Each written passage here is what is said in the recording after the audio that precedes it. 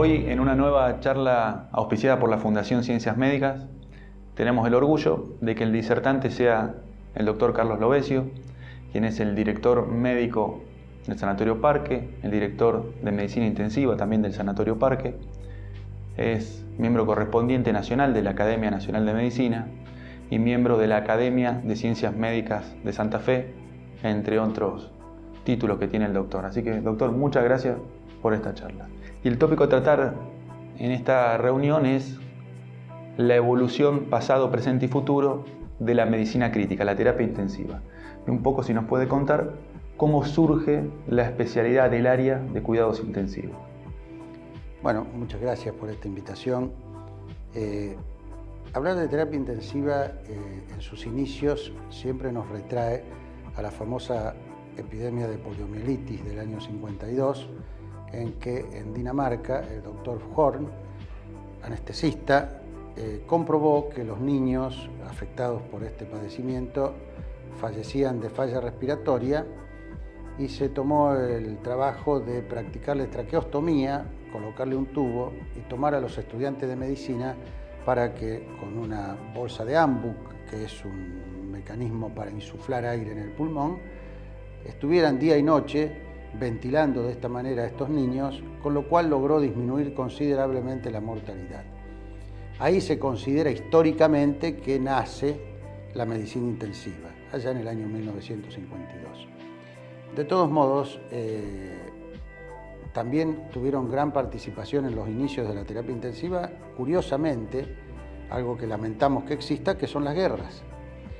En la Segunda Guerra Mundial, en los famosos bombardeos de Londres, Bywaters describe el síndrome de aplastamiento, el crash syndrome, y eso condiciona la insuficiencia renal aguda, que en ese momento no había ningún tratamiento, y los pacientes fallecían.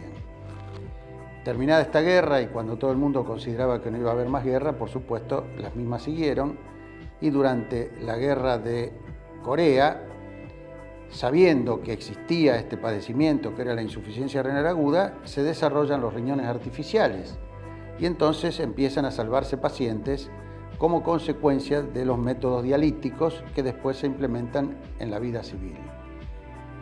Resuelto este problema, se consideró que no iba a haber más guerra y que no iba a haber más problemas. Obviamente también fracasamos en ese contexto.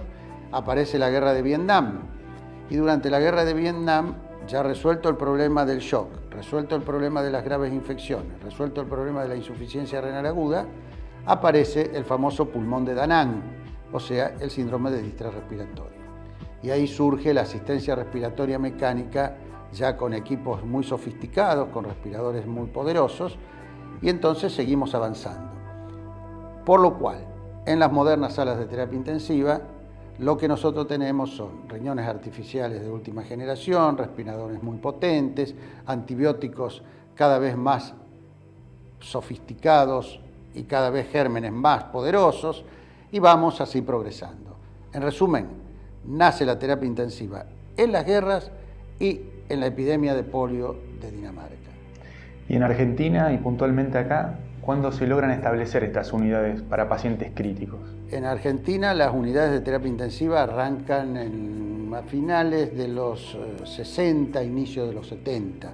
En Buenos Aires tenemos el Instituto Ferrer, en el cual se desarrollaba la asistencia respiratoria mecánica, el Hospital Italiano de Buenos Aires, donde tuve la suerte de hacer mi residencia en terapia intensiva, cuando la unidad en aquel momento, que era la más completa de la Argentina, tenía solamente 8 o 9 camas, respiradores muy primitivos, recién se iniciaba la terapia intensiva. En Rosario, la terapia intensiva nace en el Hospital Italiano con el doctor Tuarde, en el Sanatorio Plaza con el doctor Laus, y en nuestra unidad, que tuve la suerte de yo ser el iniciador. Y en todas estas unidades pasaba, haciendo la parte respiratoria que se había formado en Estados Unidos, nada más ni nada menos, con el doctor Pitti, uno de los creadores del distrés respiratorio del adulto, Juan Carlos Figueroa Casas. O sea que los iniciadores de la terapia intensiva en Rosario fuimos Juan Carlos Figueroa, el doctor Laus, el doctor Tuarde, el doctor Huth, que hacía la parte de medio interno, y quien les habla. Toda una historia encima. 50 años 50 aproximadamente de desarrollo de esta especialidad. Y actualmente, ¿a dónde llegamos hoy en lo que es la evolución de los cuidados críticos? Bueno, en este momento los cuidados críticos están basados en diversas estructuras. Primero, una estructura edilicia. Las unidades tienen que tener una estructura particular, tienen que tener salas de aislamiento, tienen que tener habitaciones que pueden ser compartidas o que pueden ser individuales, tienen que tener una serie de recursos técnicos, aire comprimido, oxígeno, ventilación, temperatura regulada, etc. Un equipamiento médico cada vez más exquisito en su dimensión técnica, respiradores de alta performance, como decíamos anteriormente, equipos de diálisis, equipos para determinaciones hemodinámicas, equipos para calentamiento y enfriamiento de pacientes, bombas de apoyo cardíaco, extracorpóreas, etc. Todo esto es la fase técnica y necesita, para que todo esto funcione adecuadamente, un equipo médico entrenado que requiere una formación particular. En este momento nosotros tenemos un sistema de residencias que son de 4 años, para lo cual los médicos tienen que estar todo el día en la unidad, hacer guardias, etc., con lo cual adquieren el entrenamiento necesario para trabajar con pacientes críticos, equipamientos cada vez más sofisticados, toda una metodología actualmente importante informática, de modo entonces que ese es el punto en el cual está la medicina intensiva actual. Una estructura edilicia, una estructura técnica y una estructura humana, de la cual no podemos excluir a 2 participantes fundamentales, que son las enfermeras, que son las que prácticamente hacen el trabajo de control diario de estos enfermos y que son responsables prácticamente del cuidado fundamental de los mismos, y un equipo que hemos agregado ahora en nuestra unidad, que es la única que cuenta con esta estructura en nuestra ciudad y en muchas ciudades del país e incluso del mundo, que son kinesiólogos las 24 horas, que son los que manejan toda la parte respiratoria y la movilidad del paciente. Esto cambió prácticamente el pronóstico y la dinámica de funcionamiento de los pacientes críticos. Y todo este avance tecnológico, acompañado de también concientización, de capacitación del recurso humano, ¿cómo ve que se va a mantener esto en el futuro? Y ligado un poco a la vocación del médico terapista, que muchas veces se asocia con desgano, cansancio, síndrome de burnout. ¿Cómo lo ven los próximos 10, 20 años? Yo creo que todas estas cosas tienen que ir adaptándose. Creo que el médico va a tener que tener cada vez menos tiempo en la unidad de terapia intensiva y más tiempo fuera de la unidad de terapia intensiva, ya sea haciendo otra especialidad o haciendo el seguimiento clínico de los pacientes después que salen de terapia intensiva. Para eso habrá que tener un equipo de médicos importante en cada unidad, lo cual va a ser muy dificultoso porque cada vez hay menos médicos que quieran hacer terapia intensiva. Obviamente, con los nuevos métodos de control, seguramente se va a poder incluso hacer telemedicina de terapia intensiva. Ya en algunos lugares del mundo esto se está haciendo, o sea que desde un centro de control con un médico en la sala para alguna situación de emergencia, todo lo demás se puede controlar por telemedicina. Creo que eso es un gran desafío del futuro. Y bueno, y la vocación es algo innato y que cada uno tendrá que ver cómo la maneja, cuánto tiempo está dispuesto a hacer esta actividad. Cada vez vemos que los médicos menos tiempos quieren hacer terapia intensiva por el desgaste que involucra. Hay que entender que el médico de terapia intensiva tiene, además de la actividad común a cualquier médico, su permanente encuentro con la muerte. Y encontrarse todos los días con la muerte no es precisamente un buen encuentro. Y a veces hay que dominar sentimientos muy particulares para que esto no nos afecte en nuestra calidad de vida.